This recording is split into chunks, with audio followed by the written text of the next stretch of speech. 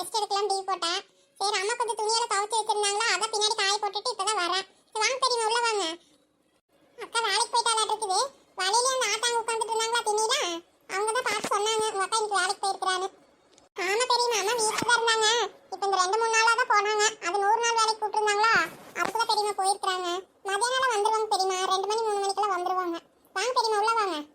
வரமாயா. Sony காலேஜுக்கு போயிட்டாளா? மாமாலாம் நல்லா இருக்கிறாங்களா? எங்க தோட்டத்துக்கு போயிட்டாரா? ஆமா பெரியம்மா, அப்பா தோட்டத்துக்கு போயிட்டாரு, சோனி காலேஜுக்கு போயிருக்கிறா. நான் அத்தை உள்ளதான் இருக்கிறாங்க, படுத்துட்டு இருக்கிறாங்க. எங்க பெரியம்மா பெரியப்பா வரலையா? இவன் ஆகாசி நிம்மி எல்லாம் வரலையா பெரியம்மா? இல்லம்மாயா, இப்ப நான் மட்டும்தான் வந்தேன். பெரியப்பா அப்புறம் வரேனாரு. இவன் ஆகாசி நிம்மி தான் ஹாஸ்டல்ல தானே போட்டுக்கிறா, அங்கேயே தங்கி படிச்சுட்டு இருக்கிறாங்க. அன்னைக்கு அக்கா கிட்ட போன் பண்ணி சொன்னேனே, உங்ககிட்ட சொல்லலையா? ஆமா அம்மா அன்னைக்கு ஏதோ சொல்லிட்டு இருந்தாங்க. அவங்க இன்னும் ஹாஸ்டல்ல தான் இருக்கிறாங்களா யா பெரியம்மா? ஆமாமாயா.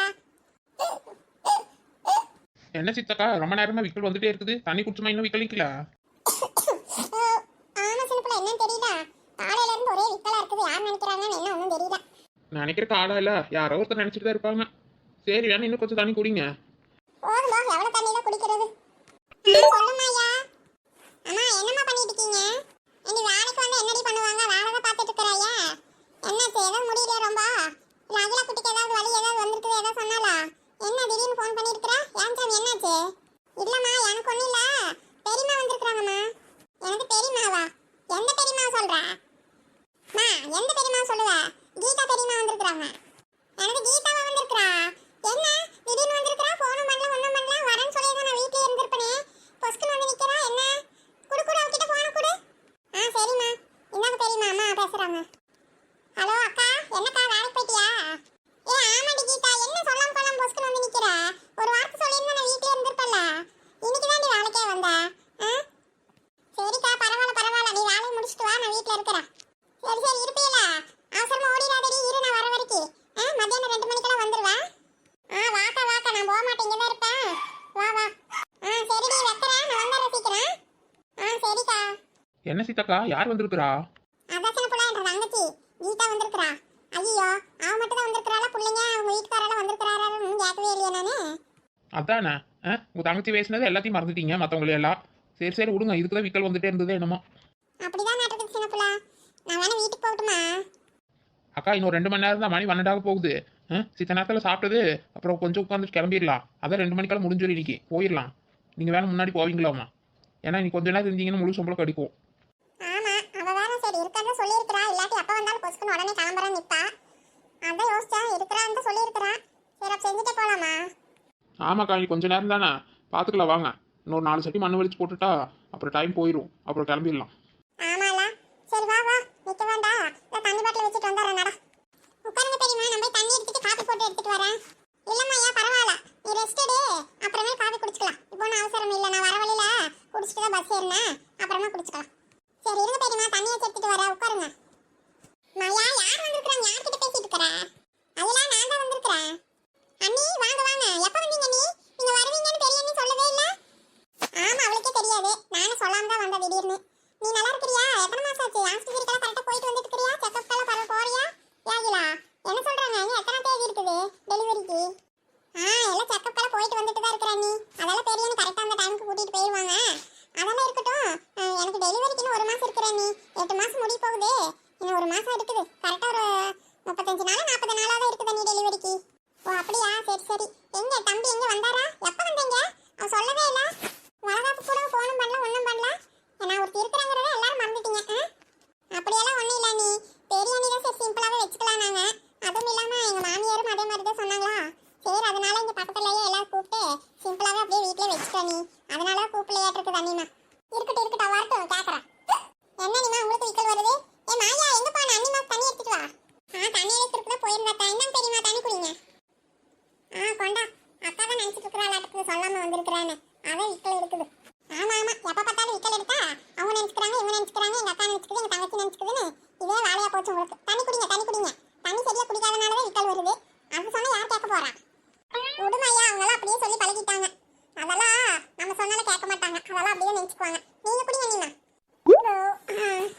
ஆமா உங்களுக்கு என்ன தெரியும், பிள்ளைங்களுக்கு எப்பவும் கிண்டல் தான். சரி எங்க தம்பி ஏதாவது ஃபோன் பண்ணாரா? எப்போ வந்தாரு? ஏன் வீடா? அவரு என்னை கொண்டு வந்து இங்க விட்டுட்டு போனதோட சரி நீ. அப்புறம் எங்க வரவே இல்லை, ஃபோன்ல தான் டெய்லி பேசிக்குவாரு. டெலிவரிக்கு 2 நாள் முன்னாடி வந்துடுறேன்னாரு. பார்க்கலாம், அவரு கொஞ்சம் வேலையா தான் இருக்கிறாரு, பிஸியாவே இருக்கிறாரு. நான் இங்க வந்து ஒரு வாரம் இருங்கானே எங்க கேட்கறாரு, இப்ப வர அப்ப வரேன்ட்டு. எனக்கு சரி டெலிவரி டைம்லாச்சும் அவர் வந்தா போதும்னு இருக்குது இப்போ.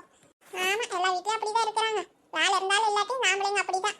சரி சரி சரி, வரும்போது வரட்டும். அதான் இங்க இத்தனை பேர் இருக்கிறாங்கல்ல, நீ நல்லா சந்தோஷமா இரு, அதையெல்லாம் நினைச்சிட்டு இருக்காத.